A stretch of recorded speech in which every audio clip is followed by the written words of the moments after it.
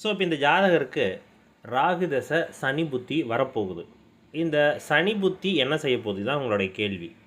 ராகுவும் சனி போல செயல்படுவார். அப்போ சனி 2 சனி தொடர்பு இருக்குது, வரப்போகுது. இங்கே சனியும் சூரியனும் பரிவர்த்தனை ஆகிறாங்க. சனி வக்ரமாகி அதுக்கப்புறம் பரிவர்த்தனையில் ஆட்சி நிலைக்கு போகிறாங்க. ஆட்சி நிலைக்கு போனாலும் அந்த இடத்துல பலவீனமாக நிற்கிது. இது அடுத்த வருஷம் ஸ்டார்ட் ஆக போகுது, ஜனவரி பிப்ரவரியில். என்னதான் இருந்தாலும் சனி சூரியன் காம்பினேஷன்ஸ் நன்மை தராது. இது என்ன பண்ணும்? உடல் ரீதியான தொந்தரவு கொடுக்கும், ஹெல்த் ப்ராப்ளம் கண்டிப்பாக கொடுக்கும். ஸோ ஸ்டடீஸில் இருக்கிறாங்கன்னா கொஞ்சம் கான்சன்ட்ரேஷன் அதிகமாக பண்ணணும். இப்போ கொஞ்சம் எக்ஸ்பெக்டேஷனோட மார்க் கம்மியாக வருவதற்கான அமைப்பாக போகும். ஸோ கான்சன்ட்ரேஷன் அதிகமாக இருக்கணும்.